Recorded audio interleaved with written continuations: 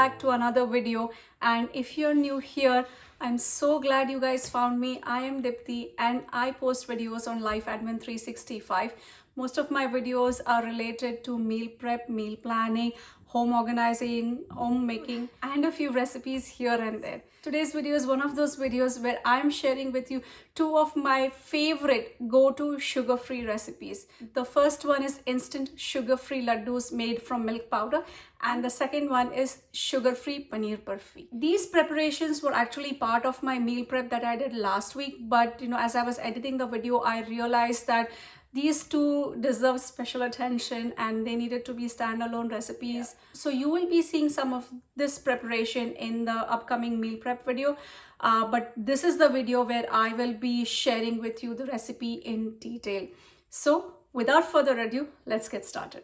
After preparing ghee, there are cooked milk solids that remain behind. Typically, I will eat this by adding a little bit of sweetener or mix them with atta when kneading the roti dough. But today, I had the brilliant idea of using them up in making laddus. The first step is to separate the milk solids from ghee by sieving it through a fine mesh strainer. Set aside the liquid gold and using a silicone spatula, remove any remaining solids from the pan. Use the same pan for making the laddus. Press out as much ghee as possible from the milk solids into the pan, followed by the addition of 2 tablespoons of ghee. Pressing out ghee from milk solids is optional, and if you decide to skip this step, then you need to add 4 tablespoons of ghee instead. Save the milk solids aside for use towards the end. Measure out 2 cups of milk powder and add it to the pan with ghee. Make sure to use whole milk powder and not skim milk powder, as in US it's easy to find either one of these. Then add an additional of 2 tablespoons of ghee. At this point, you will have used a total of 6 tablespoons of ghee. Turn on the heat to low and start mixing milk powder and ghee. Milk powder should be thoroughly coated with ghee, and when that happens, the milk powder will start fluffing up.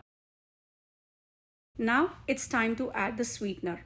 I am using monk fruit sweetener with erythritol, which is a sugar substitute, but you can use regular sugar instead. I like to use a 1:4 ratio of sweetener to milk powder. So for every cup of milk powder, I'm using 1/4 cup of sweetener. And since in this recipe, I'm using 2 cups of milk powder, I'm using half a cup of sweetener. Add in the sweetener and thoroughly mix it in. Heat is still on low at this step. Add in 1/3 cup of heavy cream and thoroughly mix the solids with the cream.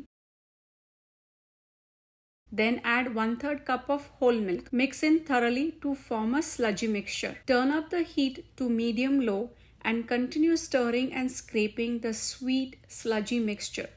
It is important to scrape the solids from the side of the pan, otherwise they will harden up and be difficult to scrape off later. With the increased heat, the sweet sludge will now start to loosen up and small bubbles will start appearing on the surface. As the mixture cooks, more and more moisture will evaporate, bringing the solids together. Keep on stirring and scraping for another minute or 2 or until the entire mixture starts bubbling. Turn the heat to low and keep stirring. Mixture will start to thicken and leave the sides of the pan. And now you can see the bottom of the pan for a few seconds at a time. Mind you, the mixture is still liquidy. Turn off the heat and let the residual heat finish off the remaining cooking of the mixture. Add 1 teaspoon of powdered cardamom and thoroughly stir it in. Now it's time to use the reserved milk solids from earlier. Add those in and thoroughly incorporate them in the mixture. Residual heat is still continuing to evaporate the moisture and the mixture is continuing to thicken up. Check this out, guys. Mixture is separating from the pan and coalescing together. Guys, I can't describe the aroma that's coming off this pan. A delicious combination of ghee, milk solids and cardamom. So yum. Anyways, take the pan off the heat and let the mixture cool. It shouldn't take more than 5 to 6 minutes for the mixture to firm up and be cool enough for you to handle.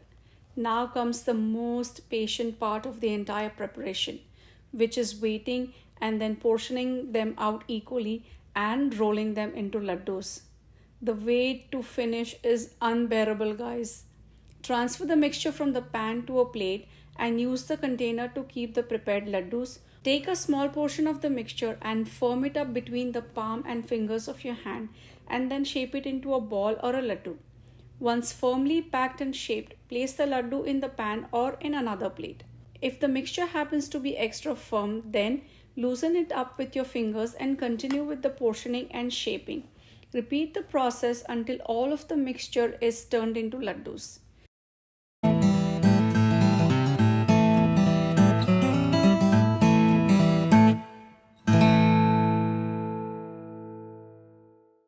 Then gently move the pan so that the laddus roll around in it. Doing this will give the perfect round shape to your laddus. However, this is an optional step and you can skip it. Now you have the perfect uniform halwai style laddus at your fingertips. The next sweet on the list is sugar-free Paneer Burfi. Last week or so I had prepared paneer using a gallon of milk and I had a lot of paneer. Part of that paneer I used up to make the aloo paneer parathas. Even after using it for making parathas, there was plenty remaining and I had stored it in the refrigerator and I had completely forgotten about that. I only realized it when I checked my refrigerator as I was doing inventory before doing my grocery shopping. I realized that now not only do I have the paneer that's sitting in the refrigerator, and also there's heavy whipping cream which is about to expire. So I decided to use these two ups in my upcoming meal plan and come up with a recipe. So without further ado, let's get started.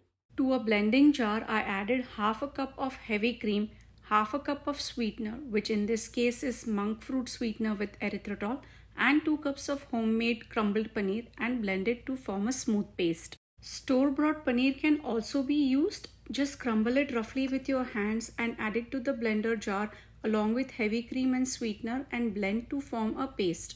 You can also use regular sugar in place of sweetener. With the sweet paste ready, it was time to cook it down.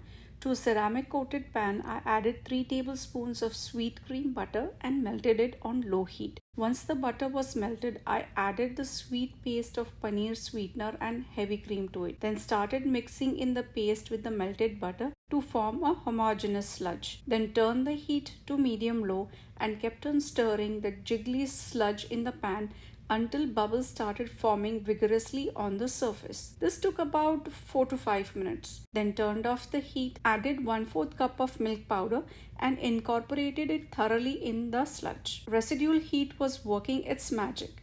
Mixture had started firming up and was less jiggly. Removed it from the stove and set it aside to cool for 5 to 6 minutes. Then transferred the semi-firm mixture to a glass container and spread it uniformly in it. I had forgotten to add powdered cardamom in the earlier stage, so remedied that by adding it at this stage. I added about 1 teaspoon of powdered cardamom. Then garnished it with finely chopped almonds and pistachios and cut it into 6 pieces and left it on the counter to reach room temperature. Then cooled the container in the refrigerator for an hour or so before separating the pieces of this mouth-watering Paneer Burfi. These turned out perfect.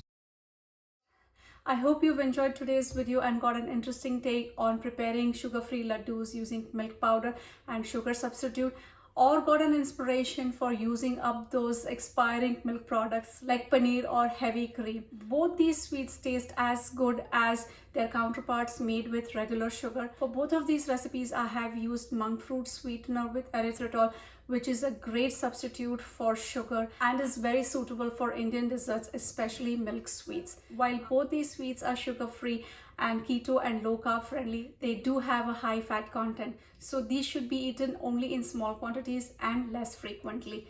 With that said, thank you so much once again for watching my video, and as always, I really appreciate you taking time, subscribing to my channel, giving my videos a big thumbs up and sharing it with your friends. Till the next video, take care, stay happy and stay happy. Bye friends.